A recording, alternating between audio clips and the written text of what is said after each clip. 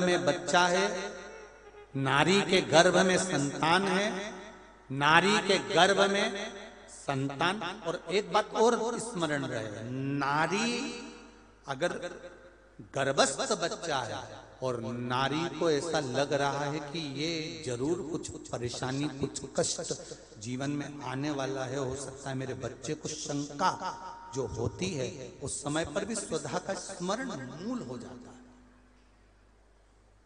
स्वधा का स्मरण मूल हो जाता है।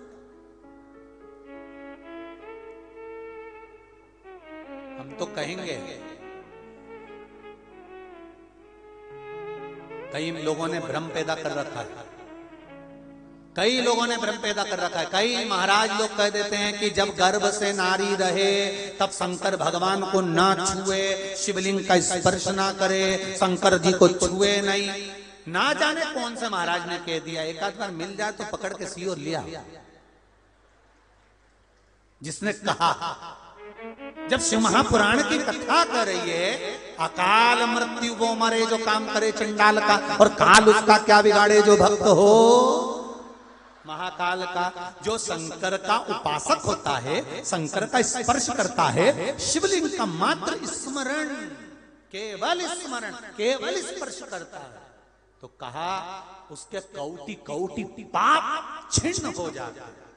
तो गर्भस्थ नारी, अरे भाई, लिंगायत संप्रदाय का वर्णन हिंगोली से करा था, परली से करा था कि लिंगायत संप्रदाय में शिवलिंग को मानते हैं।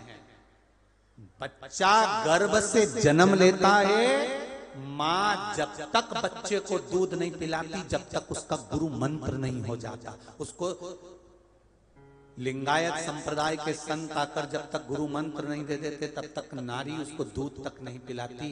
यहां तक वर्णन, विचार करिए जरा। तो फिर कौन ने कह दिया कि शंकर भगवान के शिवलिंग को छूना नहीं चाहिए, गर्भवती नारी को स्पर्श नहीं करना चाहिए? और कौन सी पुराण में लिखा है, कौन से शास्त्र में लिखा है? यहां शास्त्र कह रहा है, शिव महापुराण, स्कंद पुराण, लिंग पुराण, नर्मदा पुराण, पद्म पुराण वर्णन करती है। आप दिल से, हृदय से, चित्त से शंकर भगवान की आराधना कर सकते हो। हाँ, नारी अगर गर्भस्थ बालक है और उसको चिंता है, बहुत टेंशन है, और उसके साथ शिव की आराधना कर रही है, तो बाबा के ऊपर एक बेलपत्र भी अगर वो चढ़ा रही है चावल के दाने के साथ, तो ये निश्चित है कि स्वधा उसके गर्भ की रक्षा करती है और बच्चा समाप्त नहीं हो सकता, ये निश्चित है। स्वधा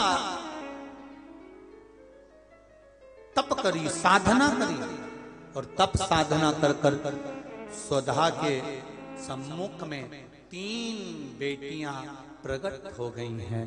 वो 3 बेटी है महाराज, 3 बेटी प्रकट।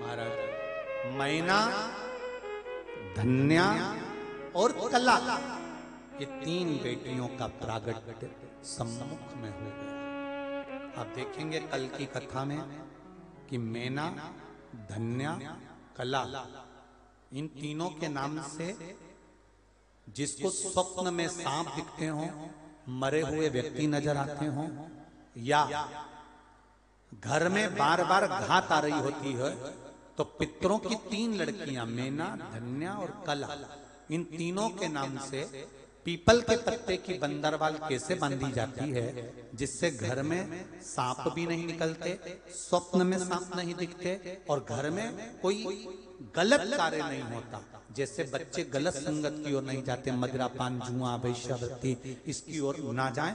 वो कथा कल की कथा में लेंगे और पितरों की बेटियों के चरित्र को आगे बढ़ाएंगे। तो आज यहाँ पर भगवान गणेश जी महाराज का